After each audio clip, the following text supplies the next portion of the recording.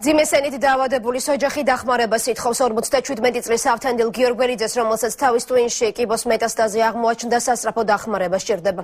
რამდენიმე დღის წინ პაციენტს ოპერაცია გაუკეთდა, თუმცა მისი სიცოცხლის გადასარჩენად სხივური თერაპია აუცილებელი, რაც 11,000 ლარი ღირს. ოჯახმა დახმარების თხოვნით ჯანდაცვის სამინისტროს მიმართა, თუმცა უწყების მიმღებში უთხრეს, რომ ახალი მთავრობის დამტკიცებამდე განცხადებების განხილვა შეჩერებულია. სიმსივნით დაავადებული პაციენტის ოჯახმა ჯანდაცვის სამინისტროსთვის მიმართვა მას შემდეგ გადაწყვიტა, რაც ავადმყოფს ძვირადღირებული სხივური თერაპია დასჭირდა. ავთანდილ გიორგველიძის შვილი ყოფა, რომ სამინისტროს მისაღებში მისი განცხადება ჩაიბარეს, თუმცა დააფრთხილეს, რომ ახალი მთავრობის დამტკიცებამდე რეფერალური პროგრამები შეჩერებულია. ქვეყანაში მიმდინარე მოვლენებთან დაკავშირებით აღნიშნული კომისია არ იციან, როდის შეიკრიბება და შესაბამისად ამ განცხადებას, რომელიც მე შევიტანე ჯანდაცვის სამინისტროში, როდის განიხილავენ, ესეც უცნობი არის მათთვის. ამოვიღეთ თავის ტვინიდან მეტასტაზი. ეს ადგილი აუცილებლად უნდა დასხივდეს. ამას თუ არ დაასხივებ, ისევ გაიზრდება იქ და ყველაფერი თავიდან უნდა დაიწყო.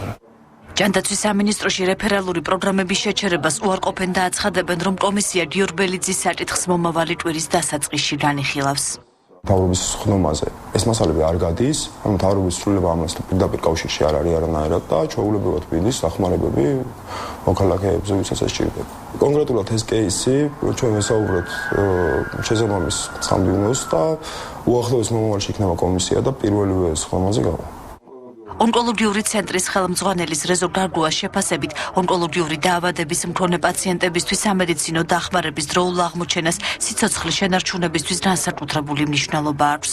დაფინანსირება ონკოლოგიური პაციენტების დროული დიაგნოსტიკისა და მკურნალობისა უნდა ჩატარდეს ბუნებრივია დროულად. დრო ზოგადად ონკოლოგიური პაციენტის სასარგებლოდ არ მუშაობს.